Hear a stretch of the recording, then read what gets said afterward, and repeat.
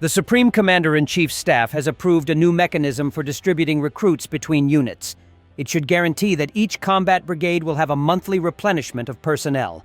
This was announced by President of Ukraine, Volodymyr Zelensky.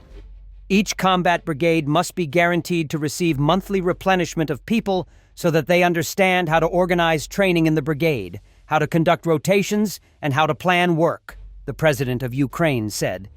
As explained by Colonel Pavlo Palisa, deputy head of the Office of the President of Ukraine, each brigade performing combat missions on the contact line will receive a stable, defined number of mobilized personnel every month.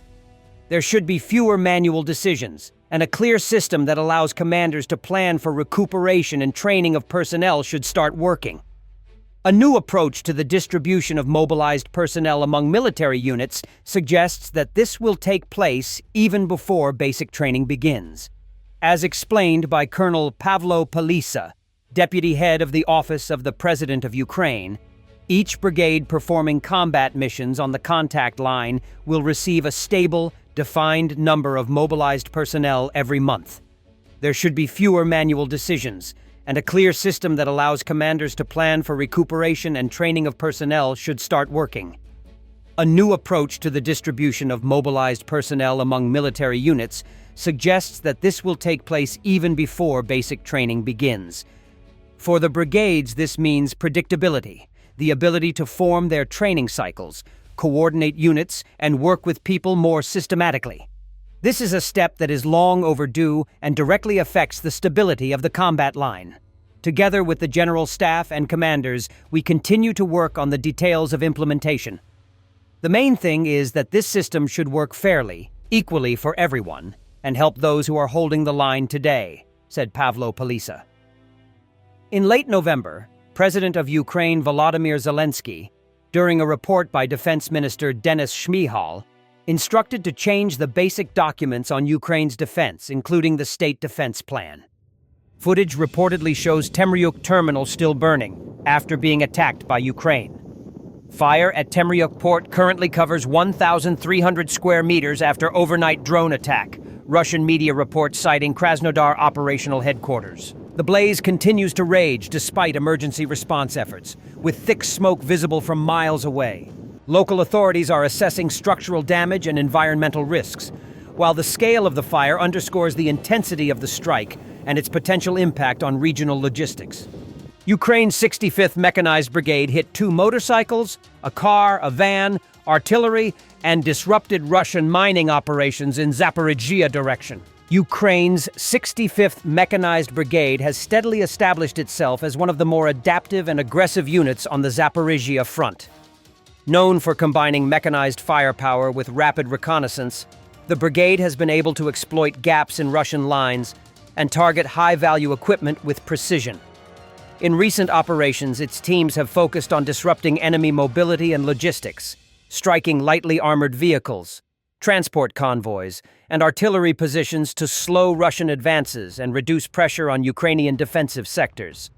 Beyond direct attacks, the brigade has been actively targeting Russian engineering and mining operations, which are crucial for fortifying positions and controlling key terrain.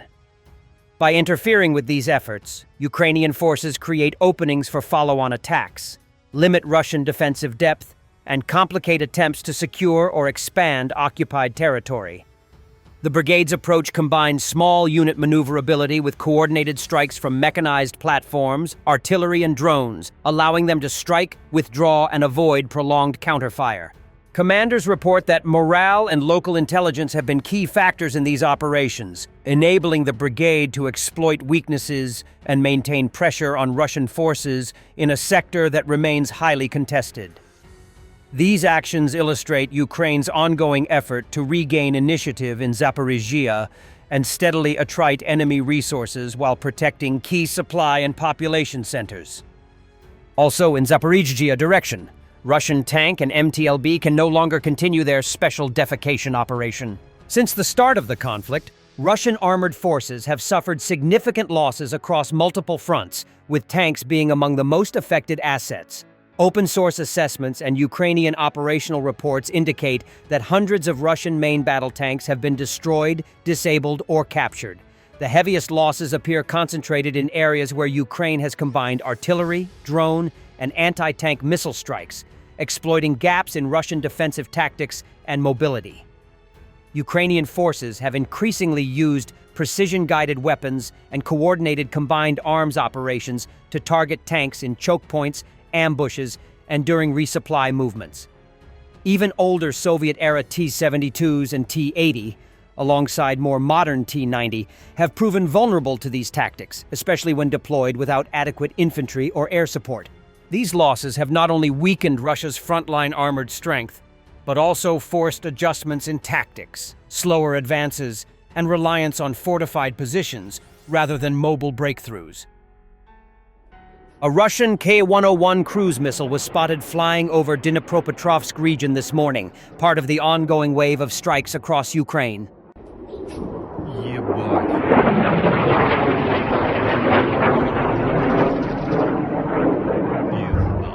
Ukrainian FPV drone intercepted and critically damaged a Russian Molniya-2 kamikaze drone mid-flight over Donetsk region before continuing to strike its original ground target, Ivan Franco Group reports. Drone dogfights have become a defining feature of the Ukraine war, turning the skies into a contested battlefield far from traditional aviation. Ukrainian and Russian forces increasingly deploy small reconnaissance and attack drones not only to strike targets, but to intercept and destroy each other's UAVs mid-air.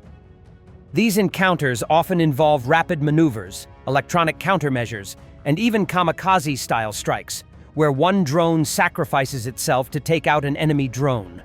The intensity of these aerial duels highlights the evolving role of drones in modern warfare.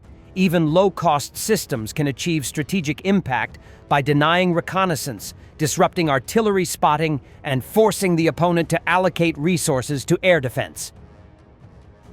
Russians released another Russian Hollywood fake video about Pokrovsk with a supposed resident claiming Ukrainian servicewomen practiced drone strikes on civilians.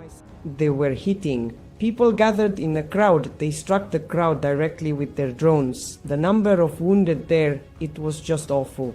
Well, I saw a case myself. A huge drone flies in, hovers above us. It hung there, wanted to hit the store several times. It dived like that, right in front of the store. And the crowd just stood there watching, completely unaware of his intentions. And he kept diving, then suddenly flew off right into the crowd. Well, I was a bit wounded by a fragment. Others were very badly hit by fragments. Drone operators were using us for practice. And at that time, people said that female drone operators, girls, had come to train on us. Thanks for watching, and don't forget to subscribe.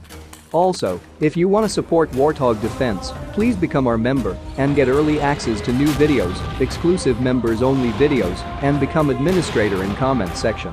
The membership link is in the description. Rescues every day. We had a guy last week, it's 6 rescues in 6 days. You know, he's doing the job every day.